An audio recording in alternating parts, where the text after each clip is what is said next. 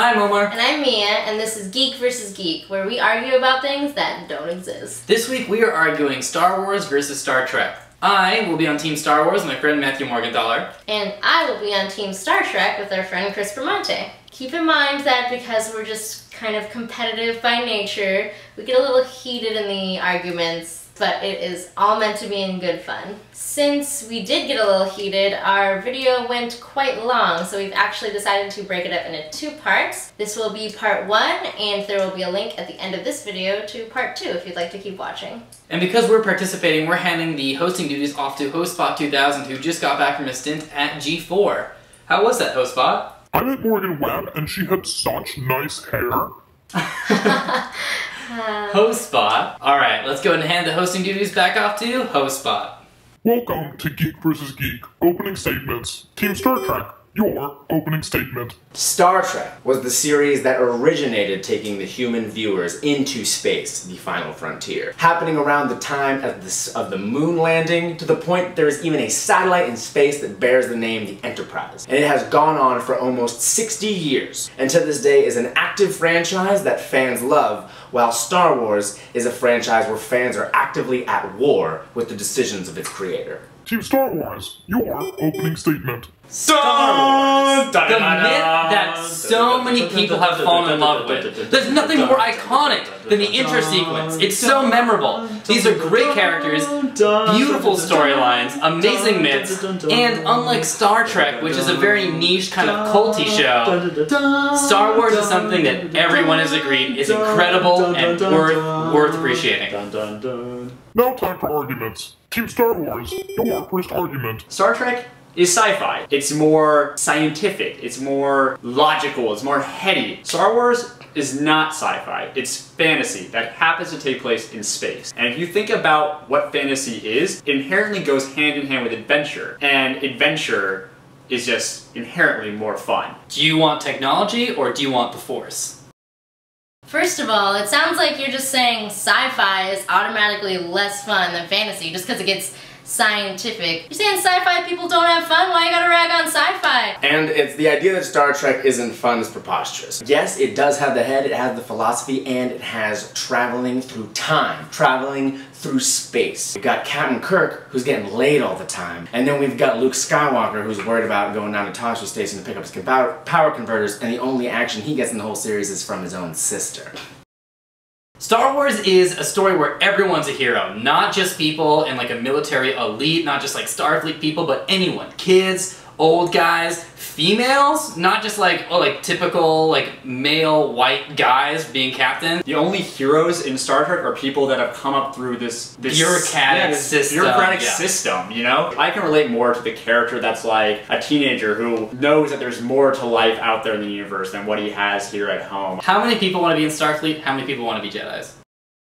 The idea that Star Trek only follows crusty old white man comes from a perspective that hasn't watched any Star Trek. There is an entire 7-season series devoted to both a black male, who is the captain of Deep Space Nine, Benjamin Sisko, as well as Captain Janeway, who ran Voyager. Also, on the note of it being too military, Star Trek takes place in a world where the military is not equated with just violence and overtaking things and destruction. It's a peacekeeping operation, it's exploration. Just to say, oh, it's military, you must have just read the Wikipedia or something.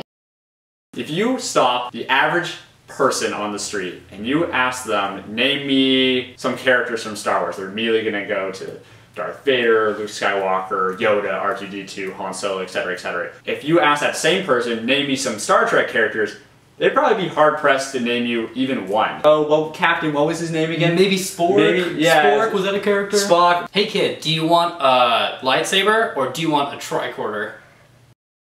Not only do I think that I would love a world where a kid would rather pick up a tricorder than a lightsaber, but you live in that world. The entire human race, with their hand phones, is every single second of the day inside of their tricorders. Also, to your point about asking a person, an average person on the street, to name some characters, excuse me. We're not in average person versus average person. We're in geek versus geek. Geeks love Star Trek. Excellent. Team Star Trek, your first argument. The themes and the intellectual discourse that Star Trek is based on are just like some of the most powerful and relevant themes in all of TV. One Star Wars, a story of a black and white system in which there is good and there is evil. Star Trek, a story of exploration, of looking beyond, of going and boldly going where no one has gone before, and I find exploration a far more noble quest than war.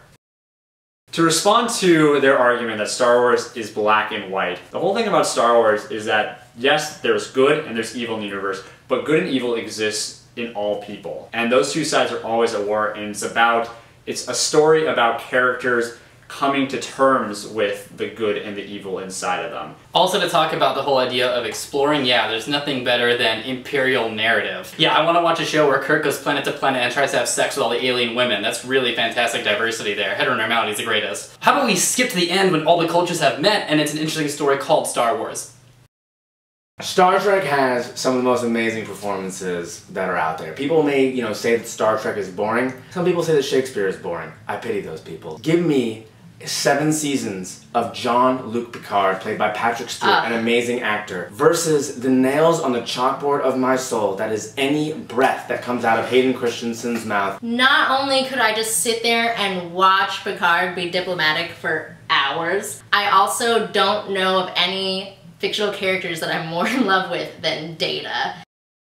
There are so many amazing performances in Star Wars. And not just amazing, but like memorable and iconic performances. I love you. I know. When would you ever forget the time you saw Yoda lift that X-Wing out of the swamp? When would you ever forget? The puppets are better. And in response to Hayden Christensen, all I have to say is, there is a performance possibly more insane than that one.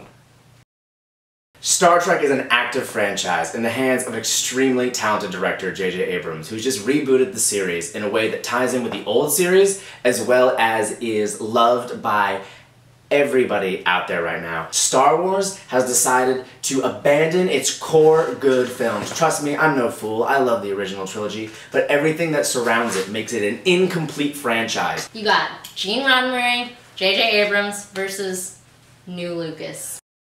And this is a part of a much longer argument that I could go on for hours, but I personally feel I would rather live in a world with the prequel trilogy than without the prequel trilogy. I got to see Coruscant, and I got to see Darth Maul and a double-bladed lightsaber, and I got to see Kamino, and I got to see Obi-Wan and Anakin. And also, to rebut the J.J. Abrams comment, J.J. Abrams in an interview with Entertainment Weekly when Star Trek was coming out said that he was basing this off of Star Wars. He wanted to be more Star Warsy than Star Trek.